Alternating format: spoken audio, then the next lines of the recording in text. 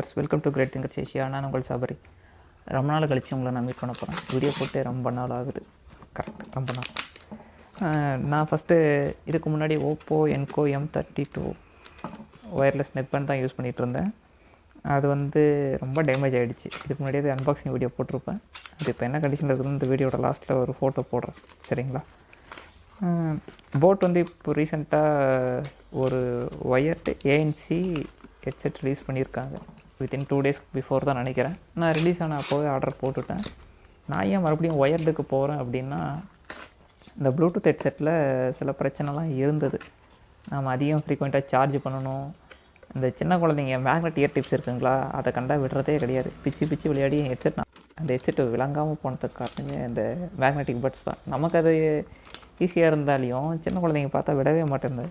அதை தான் பிடிச்சி நோண்டுறாங்க, ஒட்டி விளையாடுறாங்களா, அதனாலே அந்த இயர் டிப்ஸ் போயிடுச்சு.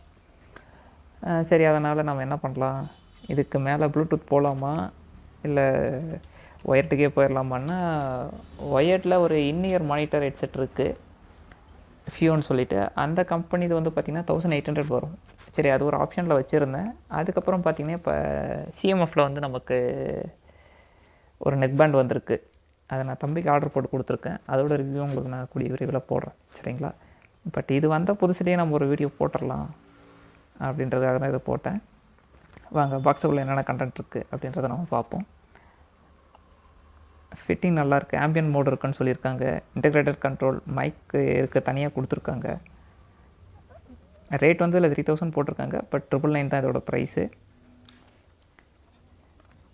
இது அவங்களோட வெப்சைட்லாம் கொடுத்துருக்காங்க.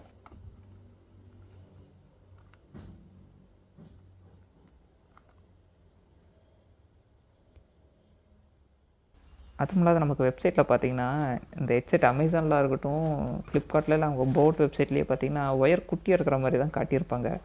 ஆக்சுவலாக நீங்கள் அதில் மென்ஷன் பண்ணியிருப்பாங்க. ஆக்சுவலாக அவங்களோட இண்டிவிஜுவல் வெப்சைட்டில் மென்ஷன் பண்ணியிருப்பாங்க 110 சென்டிமீட்டர் ஒயரோட லென்த் இருக்கும் அப்படின்றது. பட் நீங்கள் அந்த பிக்சராக பார்த்தீங்கன்னா சின்ன ஒயர் மாதிரி தான் தெரியும். அதை பார்த்து நீங்கள் பயப்பட தேவையில்ல, ஒயர் நல்லா லென்த்தாகவே இருக்குது. இதில் எனக்கு ஒரு கிளிப் ஒன்று இருந்தால் நல்லாயிருக்கும் அப்படின்னு தோணுது. ப்ரெசன்டேஷன் இப்படி தான் இருக்குது, நல்லா பண்ணியிருக்காங்க. ஒயர் லென்த்தாக இருக்குது பாருங்கள். டைப்ஸ் இன்டர்ஃபேஸ் ஆக்சுவலாக 3.5 ஜாக் எல்லாம் தூக்கிட்டதுனால டைப் சிக்கு அதுவும் நான் வச்சுருக்க சாம்சங் ஃபோன், அதனால் நம்ம அதர்கிட்ட டைப் சி இது வாங்கியிருந்தோம் அப்படின்னா அந்த சாம்சங்கில் செட்டே ஆகாது. இந்த இயர்பட்டோட குவாலிட்டி பார்த்தீங்கன்னு வைங்களேன், ஒரு மீடியமாக தான் இருக்குது. பட் நீங்கள் அந்த வெப்சைட்டில் பார்த்தீங்கன்னா ரொம்ப ஜிகுன்னு கலராக அப்படி இருக்கிற மாதிரி காட்டியிருப்பாங்க. மீடியமான ஆவரேஜ் குவாலிட்டி தான். இயர் ஹூக் கொடுத்துருக்காங்க. அந்த இயர் ஹூக்குமே அடிஷ்னலாக நமக்கு கொடுத்துருக்காங்க. அதில் ஒன்றும் பிரச்சனை இல்லை.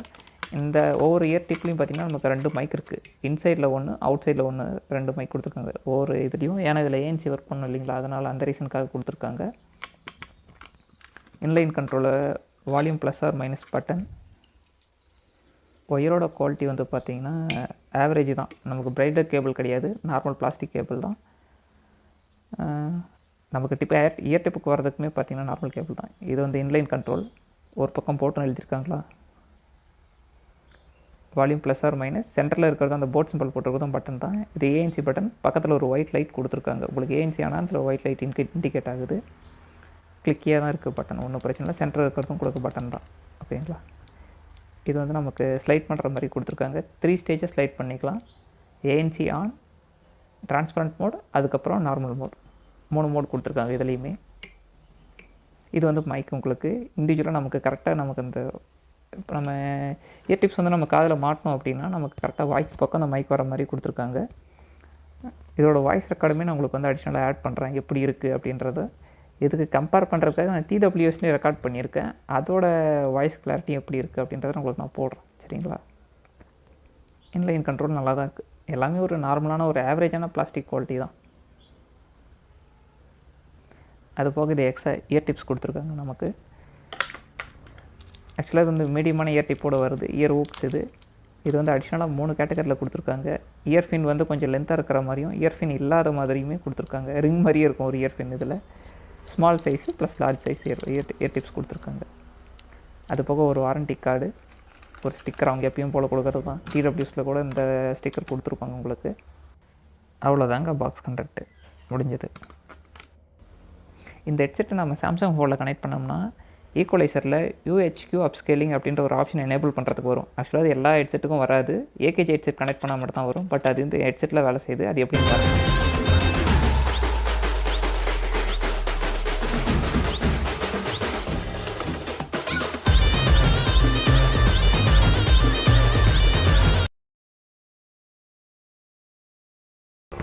இந்த வாய்ஸ் ரெக்கார்ட் நான் வந்து போட் 122 ஏஎன்சி அந்த ஒயர்லெஸ் ஹெட்செட்டில் ரெக்கார்ட் பண்ணிகிட்ருக்கேன்.